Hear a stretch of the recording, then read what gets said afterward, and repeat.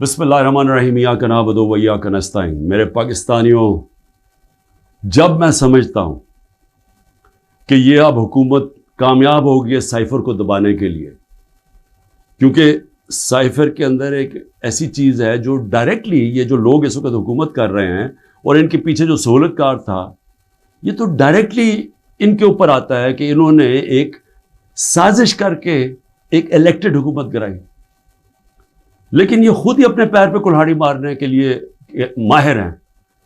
اتنا ان کو خوف ہے کہ عمران خان کسی طرح الیکشن سے باہر کیا جائے، کیونکہ ڈر لگا ہوا ہے کہ الیکشن میں آ گیا تو ہار جائیں گے، تو ان کی پوری کوشش ہوتی ہے کہ کوئی موقع نہ جائے کہ کسی طرح اس کو ڈسکوالیفائی کرے، جیل میں ڈالے۔ یہ کوئی 14 مہینے سے یہ لگے ہوئے ہیں۔ پہلے اس سے میں صرف اعظم خان کے اوپر بات کرنا چاہتا ہوں۔ جس اعظم خان کو میں جانتا ہوں وہ ایماندار آدمی ہے، قابل آدمی ہے، اور جس طرح کی باتیں میں نے پڑھی ہیں سائفر میں وہ کہہ نہیں سکتا۔ جب تک میں اعظم خان کے منہ سے نہیں سنوں گا میں مانوں گا نہیں، کیونکہ اس میں یہ کئی باتیں حقیقت کے ساتھ نہیں ہیں، یا تو زبردستی سے اسے کروایا گیا ہے، کیونکہ زبردستی تو اس وقت ساری 2 پارٹیز بنا دی ہیں۔ زبردستی میں لوگوں کے اوپر بندوق رکھ کے کہ جی آپ اس پارٹی میں جائیں، اور بندوق کر کے دوسری پارٹی میں جائیں، ان کے ہی بیچاروں کا بیڑا غرق کر کے رکھ دیا اس میں۔ اور پھر جو ہمارے لوگوں کو جو زور ڈالا ہوا ہے پارٹی چھوڑو، بیچارے جیلوں میں ہمارے لوگ پڑے ہیں، عورتیں پڑی ہوئی ہیں، ان کو بس صرف کہیں کہ جی آپ عمران خان کے خلاف وعدہ معاف گواہ بن جائیں، یہ وہ بنتے ہیں تو آپ چھٹ جائیں گے، اور یا پھر کہ جناب آپ کھڑے ہو کے جا کے وہ ٹی وی پہ کہیں میں پارٹی چھوڑ رہا ہوں۔ یہ اس طرح کی اس وقت جو ہم تماشا دیکھ رہے ہیں وہ اس طرح کا چل رہا ہے، تو میں نہیں مانتا کہ اعظم خان نے کئی باتیں اس میں سے کہی ہیں اور کئی سچ بھی ہیں، لیکن سائفر تھا کیا؟ 6 مارچ کو 2022 6 مارچ میٹنگ ہوتی ہے۔ پاکستان کا ایمبیسڈر اسد مجید اور امریکہ کا جو under secretary of state Donald Lu, Washington میں میٹنگ ہوتی ہے، آفیشیل میٹنگ ہوتی ہے۔ آفیشیل میٹنگ کا مطلب کہ دونوں طرف نوٹ لے رہے ہوتے ہیں اس میٹنگ کے۔ اس میٹنگ کے بعد ایک سائفر کا مطلب ہوتا ہے ایک خفیہ ایک کوڈ کے اندر میسج بھیجی جاتی ہے، جو کہ ساری دنیا میں آپ کے جو ہمارے جو ایمبیسڈرز ہوتے ہیں وہ ساری دنیا میں ہر ملک کے ایمبیسڈر اپنے فارن آفس کو خفیہ میسیجز بھیجتے ہیں، جس کو سائفر کہتے ہیں۔ وہ سائفر آتا ہے پاکستان، اور وہ میں جب پڑھتا ہوں تو اس میں کیا لکھا ہوتا ہے؟ سائفر میں 2 مین چیزیں ہیں، باقی تو اور بھی چھوٹی موٹی چیزیں ہیں۔ سب سے بڑی چیز لکھی ہوتی ہے کہ جی عمران خان کو آپ نے عدم اعتماد کی ووٹ میں پاکستان کے پرائم منسٹرشپ سے ہٹانا ہے۔ اور ایک اور چیز لکھی ہوتی ہے کہ عمران خان نے اکیلا فیصلہ کیا کہ روس جانے کا۔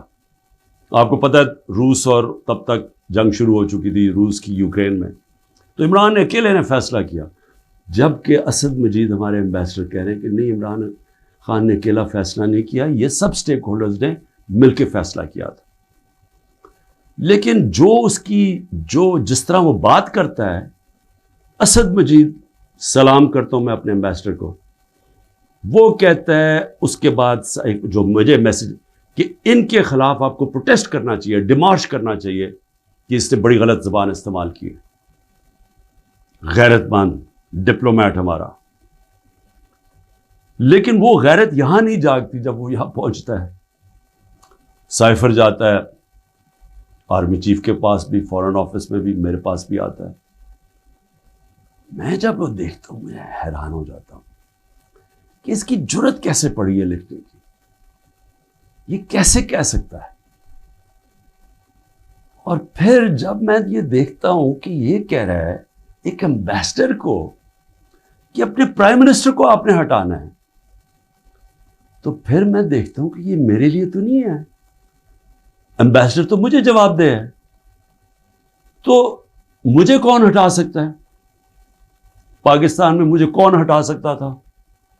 ایک ہی آدمی، جنرل باجوہ۔ سائفر تو جنرل باجوہ کے لیے ہے، اس نے بھیجا ہے۔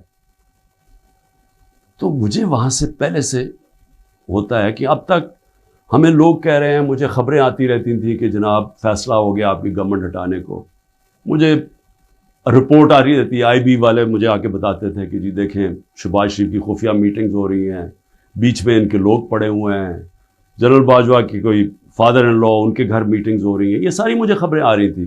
لنڈن کسی کو بھجوایا جا رہا ہے. تو میں مانتا نہیں تھا. میں جنرل باجوہ کو جب ملتا تو وہ کہتے تھے ہو ہی نہیں سکتا, ہم تو کنٹینیوٹی چاہتے ہیں. اور میں بھی اپنے آپ کو ہوتا ہوں کہ میں مان جاتا تھا.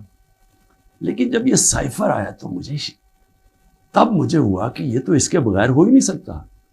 پھر سے کہ کون پرائم منسٹر کو ہٹا سکتا ہے سوائے ایک آدمی کے جس کے پاس پاور ہے پاکستان میں, تو پاور ادھر ہی ہے, سپر کنگ ہے, سب پوچھنے والا کوئی نہیں ہے لیکن پاور ہی پاور ہے. اس کے بعد اگلے دن عدم اعتماد اسمبلی میں ٹیبل ہو جاتی ہے اور ایک دم ہمارے لوگ ہلنا شروع ہو جاتے ہیں. اور پھر ہمارے اتحادی وہ بھی ایک دم ہمارے سے خوش نہیں ہوتے. لیکن یہ یاد رکھیں کہ یہ ٹائم کون سا تھا. یہ وہ ٹائم تھا جب پاکستان کی اکانومی 17 سال میں سب سے بہتر امپروو کر رہی تھی. اکنامک سروے اٹھا کے دیکھ لیں آپ, سارے اکنامک انڈیکیٹرز دیکھ لیں, ہم بڑے مشکل وقت سے نکلے تھے. بینکرپٹ اکانومی ملی, 2 سال کرونا آ گیا. دنیا نے تعریف کی کہ پاکستان وہ ملک ہے جو ٹاپ 3 ملک ہے جنہوں نے سب سے بہتر کرونا, اتنی بڑی وبا, اتنے بڑے کرائسس سے ڈیل کیا. جبکہ ہندوستان میں تباہی آئی, ایران میں تباہی آئی, ساتھ والے ملک, پاکستان کی تعریف دنیا کرتی تھی. وہ ایک امریکہ کے اندر جو فائنینشیل ایڈوائزر تھا ٹرمپ کا, میرا وہ کہتا ہے کہ اگر پاکستان کا جس طرح کرونا پہ پاکستان نے ڈیل کیا, اگر امریکہ کرتا تو 10 کھرب ڈالر کا امریکہ کو بچتا تھا.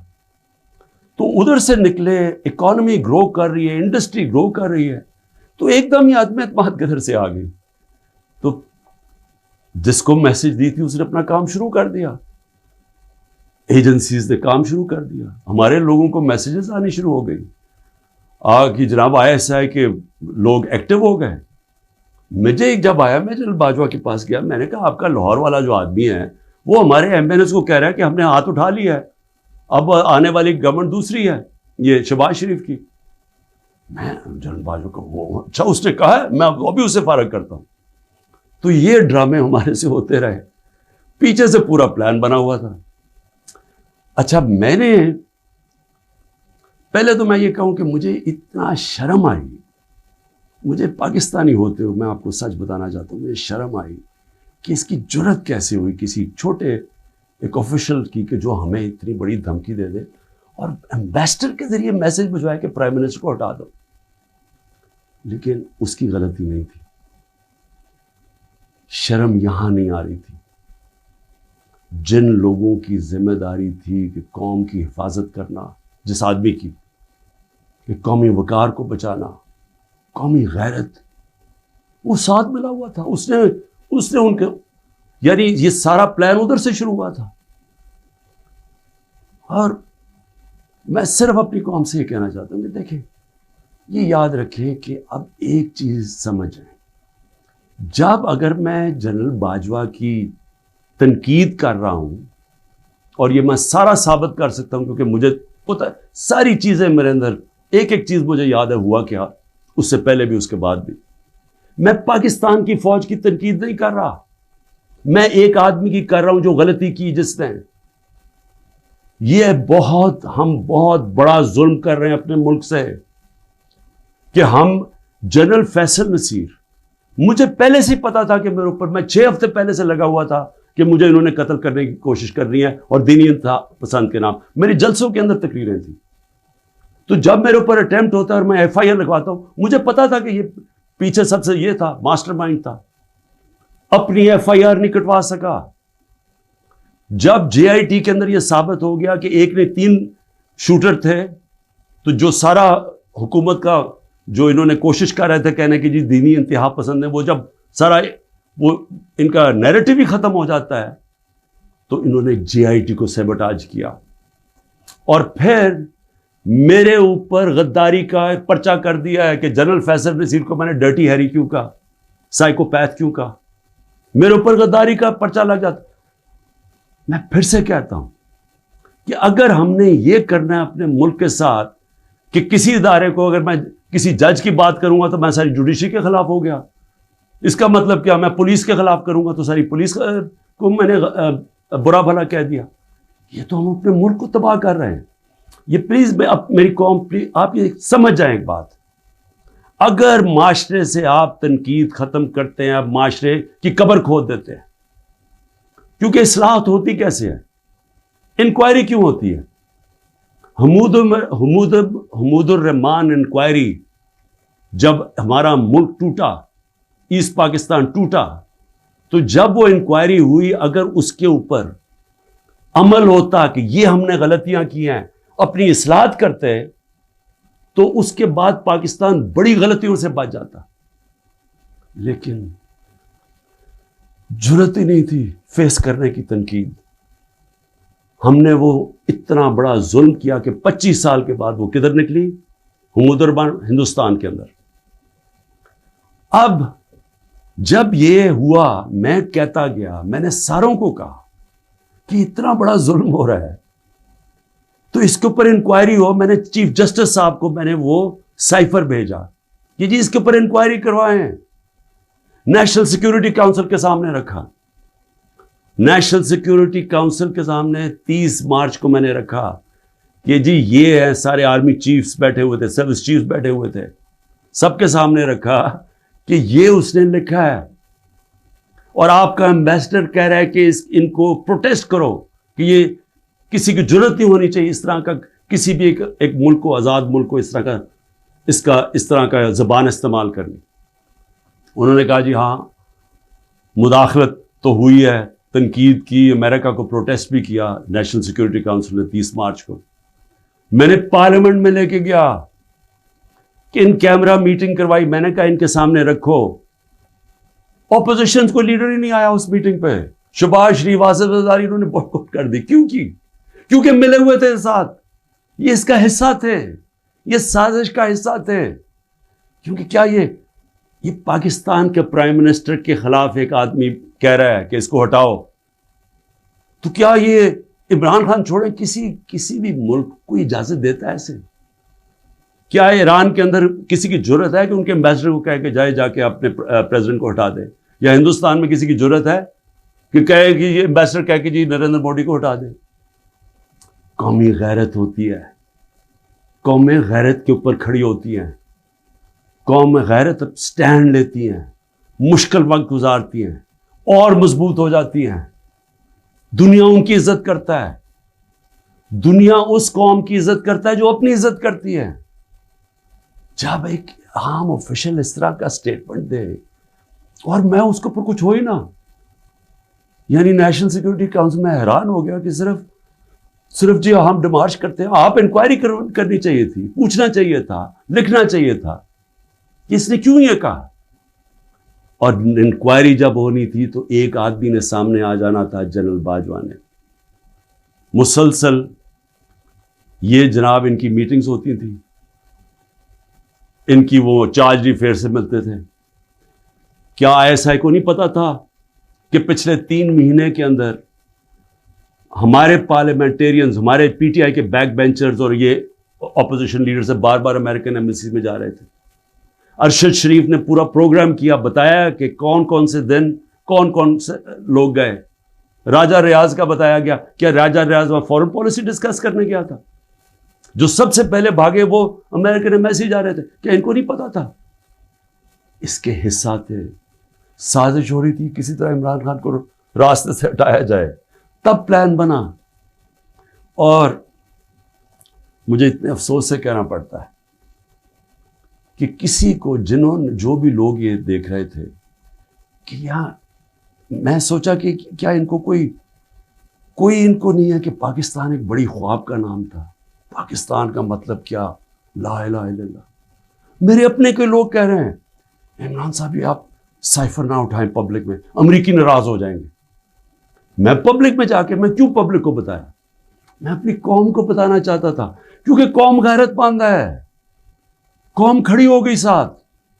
یہ سیاسی طور پہ نہیں میں کر رہا، میں ایک وہ پاکستانی ہوں جو اس ملک کے جو خواب تھا میں اس میں بلیو کرتا ہوں کہ لا الہ الا اللہ، کوئی نہیں ہے خدا سوائے اللہ کے، میں کوئی کسی کی غلامی نہیں کرنے کے لیے تیار۔ اور میں آپ کو یہ امریکہ کا بھی بتا دوں، دیکھیں امریکہ کی ایک بات سمجھ ہے، امریکہ جو ہے وہ اپنے مفاد کے لیے فیصلے کرتا ہے، وہ دوستیاں نہیں نبھاتا، امریکہ اپنے انٹرسٹ کو پروٹیکٹ کرتا ہے۔ ہمارا کام ہے ہم اپنے انٹرسٹ پروٹیکٹ کریں۔ جب وار آن ٹیرر میں نے مخالفت کی کہ ہمیں امریکہ کی جنگ میں نہیں شامل ہونا چاہیے، اٹھا لے میری سٹیٹمنٹس، میں ہر بار کہتا رہا کہ یہ ہماری جنگ نہیں ہے۔ میں کیوں کہہ رہا تھا؟ میں اپنے لوگوں کے لیے کہہ رہا تھا۔ مجھے امریکہ نے باہر اینٹی امریکن کہنا شروع کر دیا، پاکستان میں مجھے انہوں نے طالبان خان کہنا شروع کر دیا کہ جی دیکھیں ہماری اپنی گورنمنٹ مجھے، یعنی ہمارا جو اس وقت جنرل مشرف نے کہا جی یہ تو داڑھی کے بغیر دہشت گرد ہے۔ میرا کیا مقصد تھا کہ آپ نے 80 کی دہائی میں لوگوں کو کہا کہ جب بھی فورن آکوپیشن ہو، یعنی کہ کوئی دوسرا افغانستان کے اوپر باہر سے روس نے قبضہ کیا ہوا ہے تو وہ جہاد ہے، اور جب امریکہ قبضہ کرتا ہے آپ کہتے ہیں دہشت گردی ہے۔ میں ان کو سمجھا رہا تھا کہ اس کا فال آؤٹ آئے گا پاکستان کے اوپر، 80,000 پاکستانی مار گئے،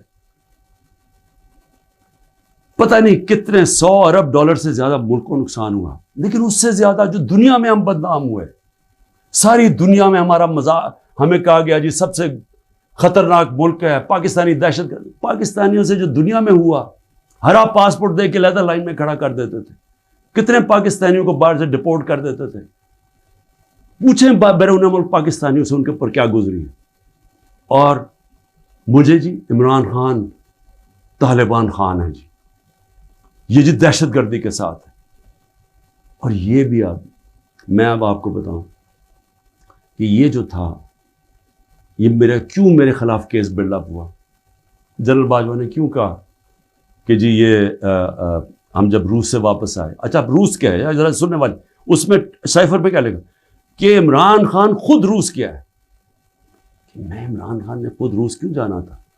فورن آفس نے مجھے کہا، بیٹھ کے مشاورت ہوئی، ہم نے سارے پاکستان کے ایکس فورن سیکرٹریز کو بلایا، سب نے کہا کہ آپ کا رشیا جانا بہت ضروری ہے، ہمیں اپنے تعلقات ٹھیک کرنے چاہیے۔ پھر ہمیں 20 لاکھ ٹن گندم چاہیے تھی ان سے، وہ ہم بات کرنا چاہتے تھے، کنسیشن میں تھے۔ اس کے بعد جب ٹینشن ہوئی یوکرین سے تو تیل کی قیمتیں آسمانوں پہ چلی گئیں، کموڈیٹی سپر سائیکل آ گیا۔ انہوں نے کہا کہ آپ وہاں جا کے تو ان سے نیگوشیٹ کریں سستا تیل۔ تو سارا سٹیک ہولڈرز کے ساتھ کہ جتنے بھی تھے انہوں نے پورا پلان کیا، ہم ٹرپ پہ جانے لگے۔ شام کو ٹینشن بڑھ گئی روس کی اور یوکرین کی۔ میں نے جانے سے پہلے جنرل باجوہ سے پوچھا کہ کیا مجھے جانا چاہیے یا نہیں۔ انہوں نے کہا ہم سب بیٹھے ہوئے ہیں، ہمارے خیال میں آپ کو جانا چاہیے۔ تو سب سے پوچھ کے میں روس گیا، میں اپنی ذات کے لیے تو نہیں گیا۔ تو واپس آیا تو جناب جنرل باجوہ نے اس کے 2 دن بعد کہ جی مذمت کرو کہ جو روس چلا گیا وہاں۔ فورن آفس بھی بیٹھا، ہمارے مین لیڈرز بیٹھے ہیں، ہم نے کہا کہ ہندوستان تو مذمت نہیں کر رہا، وہ تو ان کا اسٹریٹجک ایلائی ہے، وہ تو نہیں کر رہا، ہم کیوں کریں؟ اور ہم ان سے ڈیل کر کے آ گئے تھے سستا تیل پہ اور سستی گندم پہ۔ اس کے بعد جا کے ایک نیشنل سیکیورٹی کا سیمینار ہو رہا ہے، جنرل باجوہ بیٹھ کے کہتا ہے جی عمران خان ہم روس کی سخت مذمت کرتے ہیں، گورنمنٹ کی پالیسی کے خلاف جا کے سٹیٹمنٹ دے دیتا ہے۔ اس کے بعد حسین حقانی کی ٹویٹ آتی ہے، وہ کہتا ہے جنرل باجوہ پرو امریکہ ہے اور عمران خان اینٹی امریکہ ہے۔ بعد میں ہمیں پتہ چلتا ہے کہ ہم نے $30,000 دے کے حسین حقانی کو جنرل باجوہ نے ہائر کیا ہوا تھا ہماری گورنمنٹ کے دوران۔ وہ بعد میں جب ان کا فیرا، ان کا ایک ادارہ ہوتا ہے جو آپ کو رجسٹر کرنا پڑتا ہے لابیز کو، اس میں پتہ چلتا ہے بعد میں ہمیں۔ تو میرا اپنا ہی آرمی چیف میرے خلاف لابی کر رہا تھا، ان کو بتا رہا تھا میں کتنا برا ہوں۔ میں صرف آج یہ کہنا چاہتا ہوں کہ دیکھیں میرے پاکستانیوں، جو جدھر آج ہم کھڑے ہیں، ہمیں پہلے فیصلہ کرنا چاہیے کہ کیا ہم نے بیکاریوں کی طرح، ایک چونٹیوں کی طرح باقی زندگی گزارنی ہے پاکستانی ہوتے ہوئے؟ جس طرح ہم جا رہے ہیں تو کوئی مستقبل نہیں ہے۔ کیا ہم نے خوددار قوم کی طرح لا الہ الا اللہ جس کا نعرہ تھا، ایک خوددار قوم، لا الہ الا اللہ غیرت دیتی ہے انسان کو، ایک چھوٹے سے انسان کو بڑا انسان بنا دیتی ہے۔ ہم ایک دنیا کے عظیم لیڈر محمد مصطفیٰ صلی اللہ علیہ وسلم، جنہوں نے جب مسلمان کمزور بھی تھے تو انہوں نے 2 سپر پاورز کے سربراہ کو خط لکھا کہ میں اللہ کا پیغام لے کے آیا ہوں، اس پہ چلو گے تو تمہاری بہتری ہے۔ خوددار، اللہ سے صرف ڈرنے والے لوگ، ہمیں یہ کیا بنا دیا انہوں نے کہ جی اپنا ہی ملک کا آرمی چیف ان کو لکھ رہا ہے کہ جی دیکھیں عمران خان یہ اینٹی امریکن ہے۔ تو میں اپنی قوم سے آخر میں کہنا چاہتا ہوں کہ دیکھیں ہو کیا رہا ہے پاکستان میں، ایک ہی چیز ہو رہی ہے، سب کچھ، کوئی فکر نہیں ہے ملک کدھر جا رہا ہے، کوئی اس وقت فکر نہیں کہ ملک کے سارے ادارے تباہ ہو رہے ہیں، سارا صرف ایک 1 پوائنٹ ایجنڈا ہے کہ عمران خان کو کس طرح ڈسکوالیفائی کرنا اور جیل میں ڈالنا ہے، یہ ایجنڈا ہے۔ اس کے اندر یہ سائفر بھی آ گیا، یہ نہیں ان کو پتا کہ سائفر میں ان کی تباہی ہے، کیونکہ یہ سب ملوث تھے اس میں، یہ شہباز شریف بھی تھا، زرداری بھی تھا، ساروں کو پتا تھا سائفر کا، سارے میٹنگز کر رہے تھے امریکنوں کے ساتھ۔ اور اس کے اندر جو جنرل باجوہ کا رول ہے وہ سب کے سامنے آئے گا کہ انہوں نے کیا رول تھا اس کا، اور کیسے ایک حکومت جو اتنے سالوں کے بعد صحیح پرفارم کر رہی تھی، جو اکانومی ہماری آگے جا رہی تھی، اس کو گرا کے ایک وہ چوروں کو اوپر لے کے آئے ہیں جو 30 سال ملک کو چوری کر رہے تھے، لوٹ رہے تھے، جو 30 سال ملک کو، جو خود جنرل باجوہ ہمیں بتاتے تھے، جو ملک کی اسٹیبلشمنٹ جن کی چوریوں کی بتاتی تھی، جو ایک دوسری کی چوریوں کا بتاتے تھے، جن کی انٹرنیشنل دنیا میں ان کی چوریوں کے اخباروں میں اور کتابوں میں جن کا نام آتا تھا، ان کو لا کے اوپر بٹھا دیا۔ انکوائری سب سے بڑی یہ ہونی چاہیے سائفر کے اوپر، جو ایف آئی اے نہیں کر سکتی، اگر صحیح انکوائری کروانی ہے تاکہ ہم آگے یہ غلطیاں نہ کریں، تو انکوائری یہ ہونی چاہیے کہ یہ سازش میں کون کون شریک تھا کہ گورنمنٹ گرا کے ایک ملک کی اکانومی کی تباہ کیا، آج پاکستان کو گھٹنوں پہ رکھ دیا۔ آج اگر ہم ان کی مدد نہ کرتے اور آئی ایم ایف سے نہ کہتے کہ آپ کی سٹینڈ بائی ایگریمنٹ کے ہم ساتھ ہیں، تو پاکستان ڈیفالٹ کر گیا تھا۔ ڈیفالٹ کرنے کا مطلب کہ آج لوگوں کا معاشی قتل ہو جانا تھا، جو ہو چکا ہے، اس سے دگنی مہنگائی ہو جانی تھی، بے روزگاری یعنی سارا جو ہماری باہر سے فائنینسنگ ختم ہو جانی تھی، جو آگے آج ہی برے حالات ہیں، اس سے دگنے ہو جانے تھے۔ کون ذمہ دار ہے اس کا؟ انکوائری یہ ہونی چاہیے کہ کس نے کیا، کس پلیئر نے کیا کیا رول پلے کیا، یہ انکوائری ہونی چاہیے۔ اور اس کے اندر یہ ایف آئی اے جو کہ شہباز شریف نے اپنے اوپر نوکر بٹھا دیے ہیں، یہ انکوائری نہیں کر سکتے۔ اور میں جو آخر میں بتانا چاہتا ہوں کہ جو کوششیں ہو رہی ہیں، کوشش کیا ہو رہی ہے؟ ہر چیز کرتے ہیں وہ فیل ہو جاتی ہے، کیونکہ اللہ حق ہے۔ توشہ خانہ کے اندر کیا چیز ہے جی؟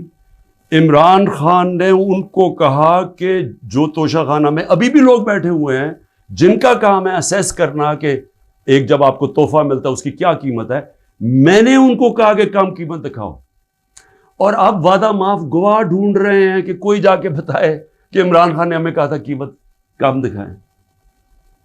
اور اس کے علاوہ القادر یونیورسٹی، یعنی یہ سوچیں کہ ایک یونیورسٹی بنتی ہے جو سیرت نبی پڑھانے کے لیے، تاکہ لوگوں کا کردار ہم ٹھیک کریں، کیریکٹر بلڈنگ کریں، بتائیں کہ ہمارے جو بڑے بڑے صوفی تھے یہاں جن کی وجہ سے اسلام پھیلا، ان کی پیغام کیا تھا، نئے لیڈرشپ پروڈیوس کریں جو کہ سیرت نبی پہ ہوں، اور پھر مفت تعلیم ملے، ٹیکنالوجی بھی پڑھائی جائے لیکن مفت تعلیم۔ اس وقت سارے جو پڑھ رہے ہیں وہ ہیں جو کہ غریب گھرانوں کے اسٹوڈنٹس ہیں، مفت پڑھ رہے ہیں وہاں۔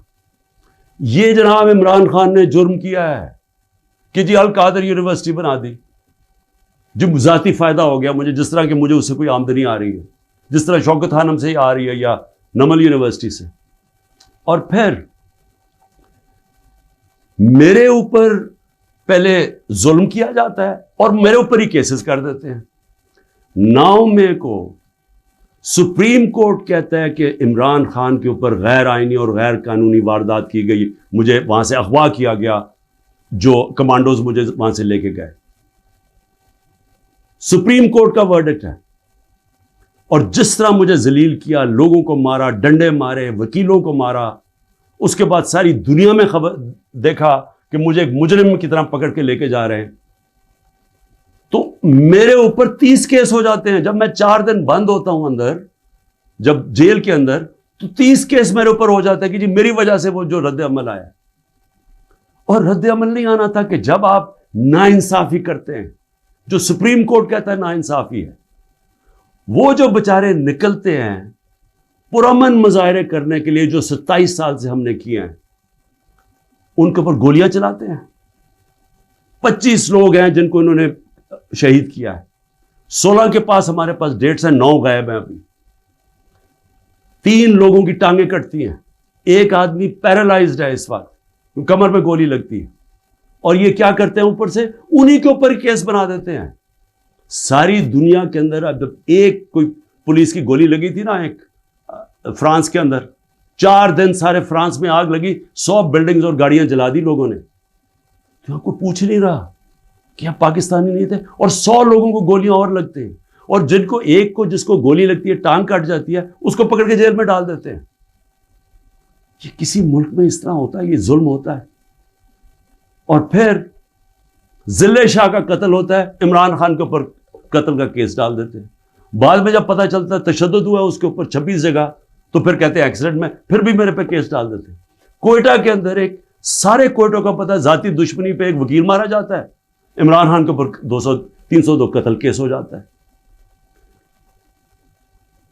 میں سوال یہ پوچھتا ہوں کہ کیا قوم یہ ناانصافی نہیں دیکھ رہی؟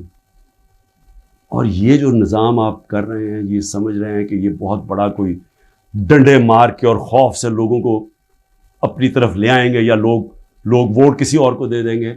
یہ انسان ہے، یہ بھیڑ بکریاں نہیں ہیں. اور اس کے اوپر، اس نظام کے اوپر جو حضرت علی کا قول ہے وہ غور سے سن لیں. کفر کا نظام چل جائے گا، لیکن ظلم اور ناانصافی کا نظام نہیں چل سکتا. حکومتیں چلتی ہیں اخلاقی قوت پہ. ڈنڈے مار کے جانور چلتے ہیں، ڈنڈے مار کے نہیں چلوا سکتے آپ لوگوں کو. لوگوں کو اگر آپ یہ سمجھتے ہیں کہ اس کی ظلم کی وجہ سے یہ چوروں کو تسلیم کر لے گی قوم، جو 30 سال سے ملک کو لوٹ رہے ہیں، جن کے پیسے باہر پڑے ہیں، جن کی سارا یہ جیسے انہوں نے اقتدار سے لے کے پھر باہر بھاگ جانا ہے، تو اگر یہ سمجھتے ہیں کہ لوگ اس خوف کی وجہ سے ان کو تسلیم کر جائیں گے، مجھے ترس آ رہا ہے ان لوگوں کے اوپر جن کی یہ سوچ ہے. پاکستان زندہ باد.